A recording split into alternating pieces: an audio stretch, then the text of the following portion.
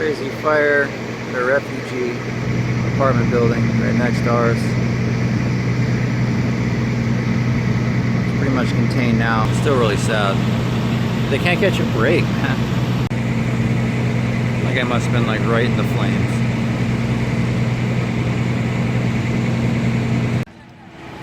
There's media center.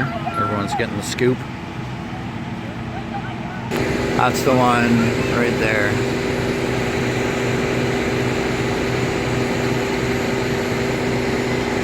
Crazy, the one right next to it, you'd think at least like the windows or like the curtains would be black.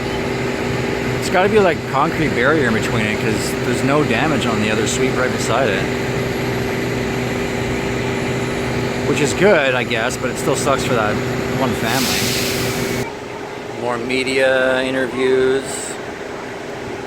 These people are getting set up. They're just taking pictures of the fire guy, fire chief. It kind of sucks that there's so much media here. I mean, in my opinion, if this was just a regular fire, someone's apartment was on fire, I don't think all the media would be here. But because this is a refugee apartment, they're kind of using them just to kind of make a story. And whether that be the case or not, I don't know what their final story is going to be about, but I know that if this was just a normal fire, there wouldn't be this much crew here, this much media. There's the fire chief about to get interviewed, and rightfully so. They do a good job. I'm not knocking the firemen here that are doing their jobs and working hard and putting the stuff out. So that's the unit right there on the top. Can't really see the destruction, it's more inside, but luckily no one else got damaged, and luckily it was on the top. Like, still, it's unfortunate for this family, but it was on the top floor, so it didn't burn through any other people's buildings or apartments or anything like that, so that's a plus. No one was injured, no one was in the house. This is our building right here.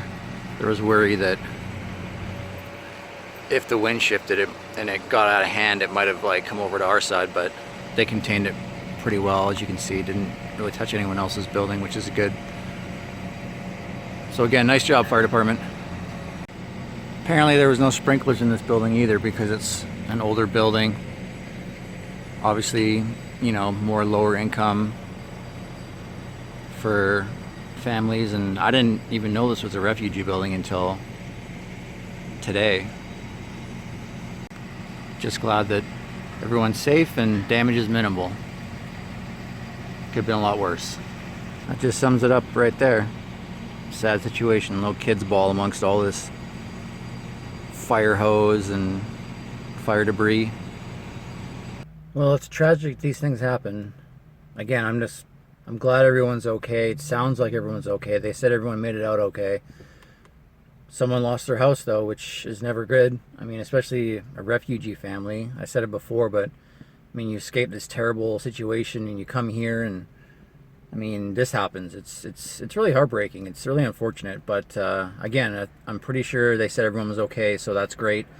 And yeah, it just shows that anything can happen, and you never know. So this has basically inspired me to go out and get renter's insurance because I'm a renter, and I've always kind of put it off. But something like this happens, and now I'm definitely going to go get renter's insurance just because you never know.